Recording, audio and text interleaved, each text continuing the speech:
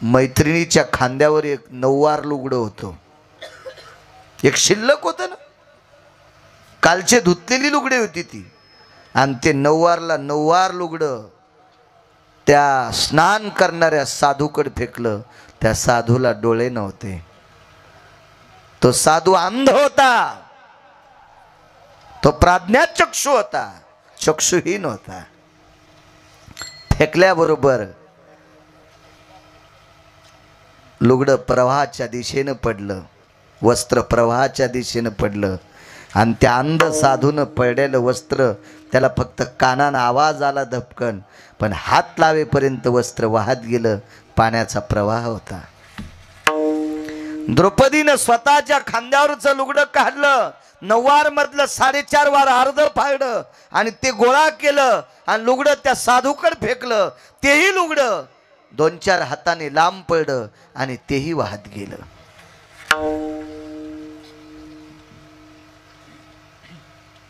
ते सुद्धा लुगडं वाहत गेलं. फेकाफेकीमध्ये उजळलं. द्रौपदीने सांगितलं, दादा, छाती इतक्या पाण्यात तुम्ही उभ्या आहात, आम्ही 14 वर्षाच्या मुली आहोत, एवढ्या पाण्यात येता येत नाही.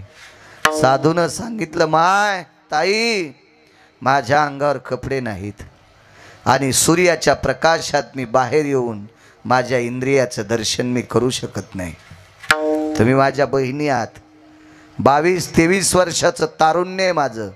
तुमच्यासारख्या पवित्र बहिणीच्या समोर या वयातल्या भावानी उघडं यावं, हे कुठल्या शास्त्रातलं न्याय आहे? माय मरेल पण मी बाहेर येणार नाही. द्रौपदीने मैत्रिणीला सांगितलं, प्रिये, एक लक्षात ठेव, आपण 14 वर्षाच्या कुमारिका आहोत, आपल्याला माहीत या पाण्यात आपण तग धरू शकत नाहीत, पण या साधूला वस्त्र देता देता जर आपला प्राणाची आहुती जरी गेली तर विटेवरच्या मालकाच्या यादीत, द्वारकेच्या मालकाच्या यादीत आपली नोंद राहील. मैत्रिणीला साथ दिली आणि दोघीनं वाळूमध्ये पाय रोवीत रोवीत त्या अंध साधूच्या हातात लुगडं टाकलं आणि त्या पाण्याच्या बाहेर आल्या. गंगेनं मदत केली, त्यांना नाही वाहवलं, त्या बाहेर आल्या. साधू किती उपकारी होता सांगू तुम्हाला. याच्याकरता मगाशी सांगितलं, चांगले साधू तपासा, निर्वेशनी महात्म्य तपासा. माझं एक मत आहे, जो मृदंगाचार्य, जो संप्रदायातला भजन्या, जो कीर्तनकार, जो रामायणकार, जो भागवतकार मायबापाला सांभाळीत नाही, असा कीर्तनकार, असा भजन्या आणि असा पक्वद्या तुमच्यावर दया करील कशावरून समजिता. एक मन आहे आपल्याकडे तरुणांनो, जो मायबापाचा होऊ शकत नाही तो जगात कोणाचाच होऊ शकत नाही. अरे, जिनं 9 महिने पोटात सांभाळलंय, नाना प्रकारच्या असा हे वेदना सहन केल्या तिनं, तुला जन्म देत असताना त्या माईचा आणि बापाचा जो होऊ शकत नाही तो दुसऱ्याचा होऊ शकतो का महाराज? नाही. आईबापाचं पालन करणाऱ्याला स्वीकारा, निर्व्यसनी व्यक्तीला स्वीकारा, देव तुमचं कल्याण करील. सज्जनांनो, कल्याण करील. पाणी पिना छान के, गुरु करना पछान के. पाणी चाळून प्या, तुमचे बिमाऱ्या होणार नाहीत, आणि साधू तपासून करा, पिढ्या मातीत जाणार नाहीत. तुम्हाला एक सांगू का, मोटरसायकलचा ड्रायव्हर चुकला 2 मरतील, जीपचा चुकला 10 मरतील, एसटीचा चुकला 55 मरतील, रेल्वेचा चुकला 1000 मरतील, महाराज चुकला कोटी मरतील. हा, म्हणून चुकीचं ऐकायचं नाही. कोट्यावधी लोकांचा विश्वास असतो संप्रदायात, चुकीचं ऐकायचं नाही. चला, त्या साधूनं ते लुगडं हातात घेतलं, ते वस्त्र होतं, पितांबर आहे. लोकलज्जा निवारण हितार्थायाम, हाकेसर शिवडी शेवटचा पुरावा सांगतोय. आणि 5 मिनिटं 22 तारखेविषयी बोलणार आहे, बापू लक्षात करून द्या. ते लुगडं असं पाण्यात भिजवलं, कपाळाला त्या लुगड्याचं दर्शन घेतलं, त्या वस्त्राचं, त्या पितांबराचं दर्शन घेतलं,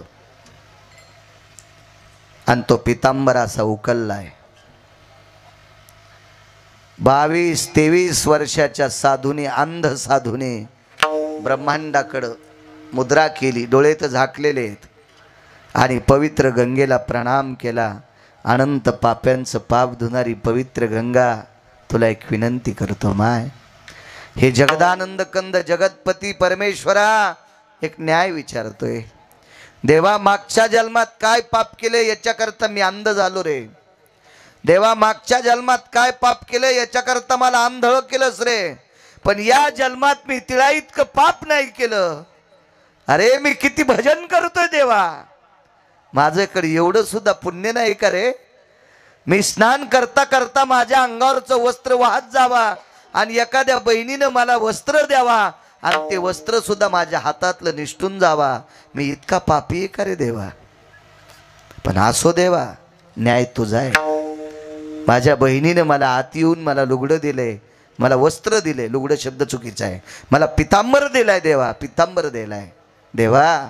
तो पण मी फुकट नेसणार नाही.